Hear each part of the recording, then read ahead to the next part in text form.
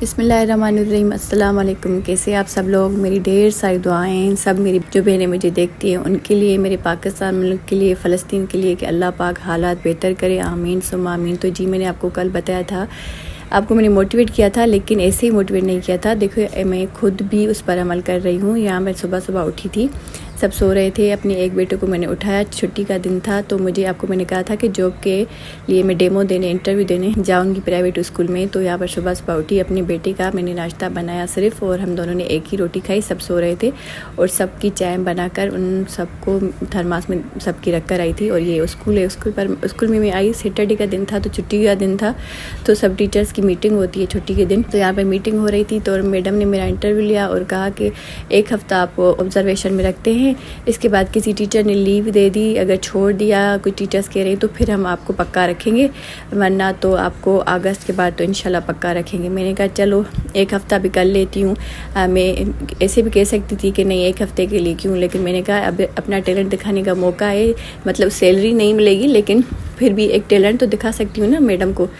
तो फिर मैंने कहा ठीक है ओके, फिर कल से आ जाऊँगी। मुझे फिर घर आई, घर में मेरे ना सारा काम मेरा इंतज़ार कर रहा था। झाड़ू कह रहा था कि वो किचरा कह रहा था कि मुझे झाड़ू मारो, बर्तन देख रहे थे कि हमें धो लो, सारा घर में काम पड़ा था। 4 कलाक 3 कलाक हम बैठे थे स्कूल में, समझे सारा कुछ। वहाँ जो कॉपीज जो काम पड़े थे ना पूरे हफ्ते के बच्चों को जो करवाने होते हैं, वो मुझे समझा रही थी और करवा रही थी। तो फिर मैं आई, दिल तो कह रहा था थोड़ी देर लेट जाऊँ, लेकिन इससे मुझे मज़ा नहीं आ रहा था।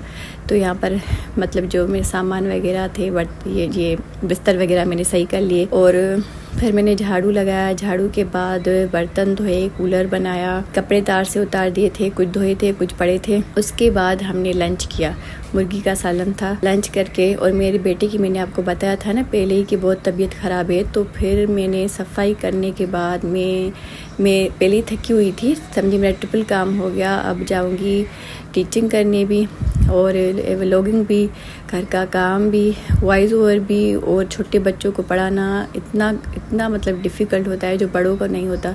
तो फिर मैं चली गई हॉस्पिटल, क्योंकि मेरे बेटे को ना अस्थमा का जो ना सांस लेने में वो होती मुश्किल, वो तकलीफ़ है। तो चली गई मैं बेटे को यहाँ पर गवर्नमेंट के हॉस्पिटल में लेकर गई। बाइक भी वही चला रहा था बेचारा, उसको बहुत तकलीफ़ हो रही थी, सीढ़ियाँ भी नहीं चढ़ सकता था। तो मैंने नेबुलाइज़ करवाई, तो नेबुलाइज़ इनकी ख़राब थी, सही चल ही नहीं रही थी। फिर ये दूसरी लेकर आए, फिर इनकी नेबुलाइज़ करवाई। उन्होंने कहा कि ऊपर एक डॉक्टर अभी बैठा है, आप इसकी चेस्ट की भी मतलब चेस्ट की देख रहे थे कि बिल्कुल इसका ना सीना बंद लगा पड़ा है। तो उस चेस्ट वाले डॉक्टर को भी दिखाया, उन्होंने दवाइयाँ लिख कर दी। उन्होंने कहा इसका इलाज ये नहीं है, इसकी नहीं नाक की दूध की ऑपरेशन होगी। मैंने कहा हाँ, मुझे डॉक्टर ने 5 साल पहले ही कहा था कि इसकी ऑपरेशन होगी, लेकिन मुझे पैसे नहीं थे तो मैं नहीं करवा सकी। तो यहाँ पर मुझे दवाइयाँ शुक्र है अल्लाह पाक का कि गवर्नमेंट की मिली। मेरे पास सिर्फ बुक के पैसे पड़े थे, तो यहाँ गवर्नमेंट की अल्लाह पाक ने दवाइयाँ दिलवा दी। लेकिन मैंने ये पिला चुकी हूँ। ये वीडियो मैंने देर से अपलोड किया है, फ़ायदा कोई नहीं हुआ।